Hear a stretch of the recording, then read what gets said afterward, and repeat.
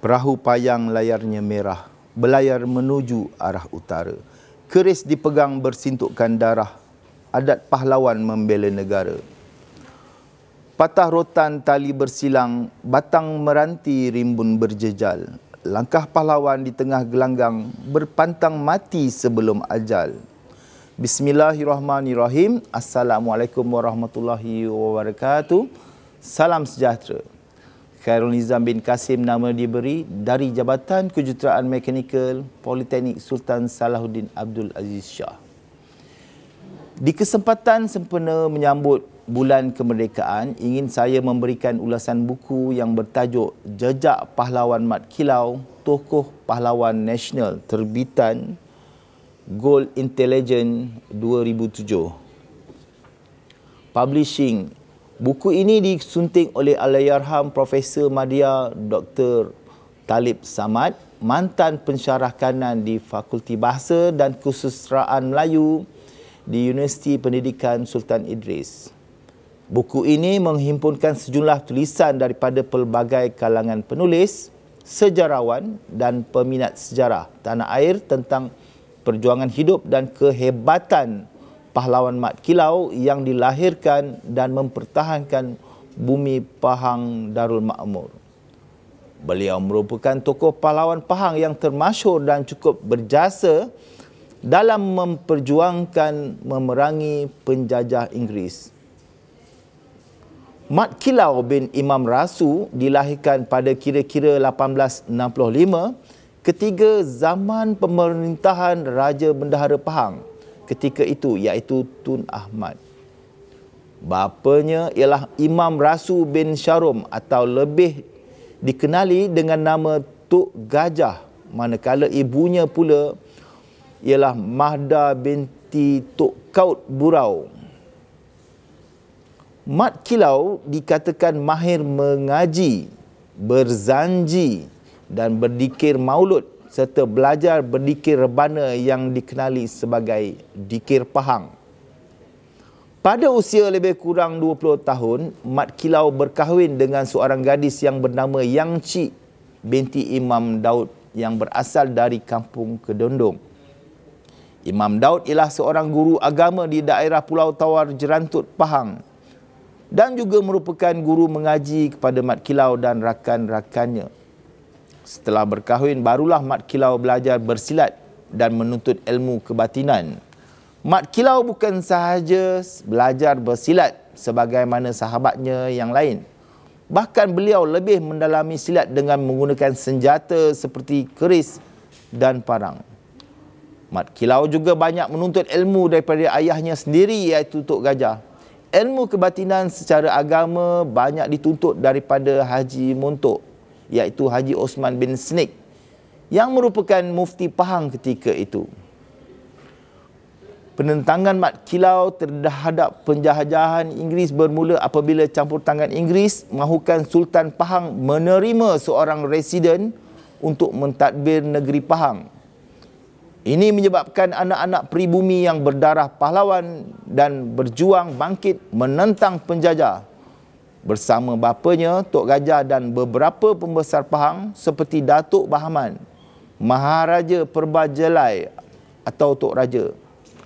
Mat Kilau bersama pengikut-pengikut yang diketahui namanya seperti Pawang Nong, Tek Ibrahim, Mat Kelubi, Mat Ali, Awang Imam dan Mat Tahir melakukan penentangan melalui beberapa siri perangan yang sengit terhadap Inggeris. Khabar yang mengatakan Mat Kilau mati tersiar di dalam akhbar-akhbar Inggeris yang diterbitkan di Singapura.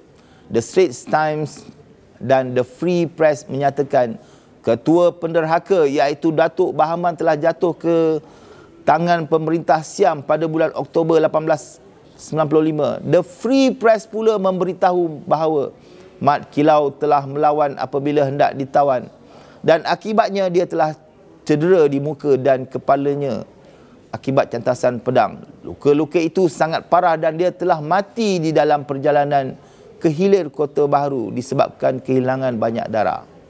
Dengan tersiarnya berita kematian Mat Kilau, oleh Akhbar The Free Press keluaran 22 Oktober 1895, maka pada pendapat umum tamatlah sudah riwayat Mat Kilau. Akan tetapi apa yang sebenarnya berlaku tiada diketahui kecuali beberapa orang sahabatnya seperti Mustafa bin Awang Mat, Pendekar Tok Demali, Raja Ibrahim, Mat Kelantan dan beberapa orang lain.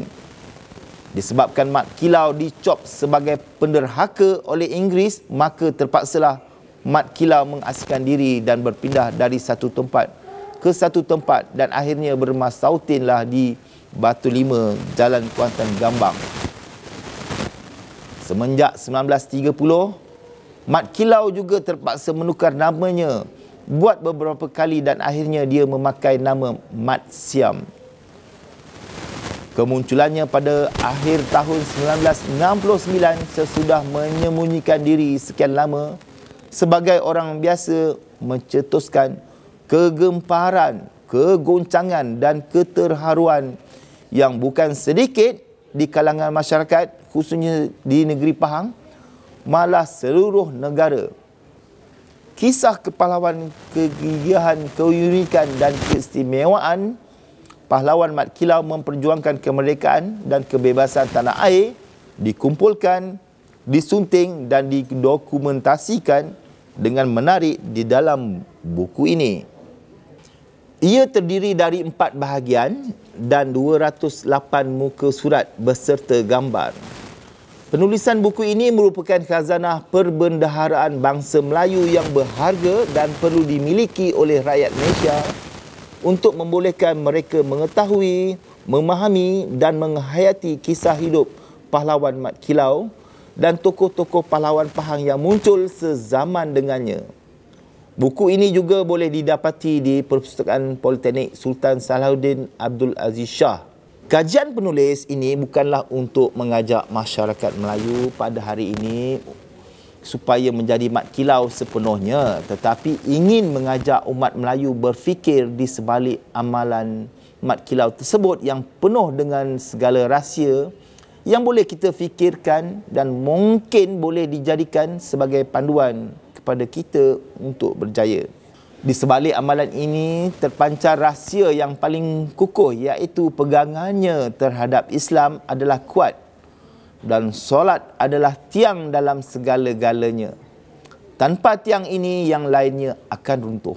Mat Kilau juga boleh kita anggapkan sebagai ilmuwan kerana berjaya menyusun satu bentuk ilmu yang boleh dijadikan panduan kepada anak cucu yang akan datang.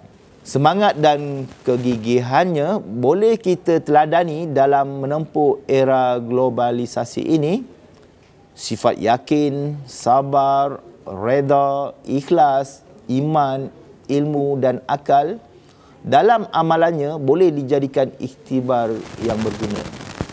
Ungkapan orang tua-tua Melayu ada mengatakan bahawa tahu asal mula kejadian, tahu berpegang pada yang satu. Hamba tahu akan Tuhannya, makhluk tahu akan Khaliknya. Yang agama berkukuhan, yang iman berteguhan, yang sujud berkekalan, yang amal berpanjangan. Sesama manusia ia berguna, sesama manusia ia elok. Di dunia ia bertuah, di akhirat boleh berkah. Semoga rohnya dicucuri rahmat dan ditempatkan bersama para syahadah. Sekian saja dari saya. Wabillahi taufik wal hidayah. Wassalamualaikum warahmatullahi wabarakatuh.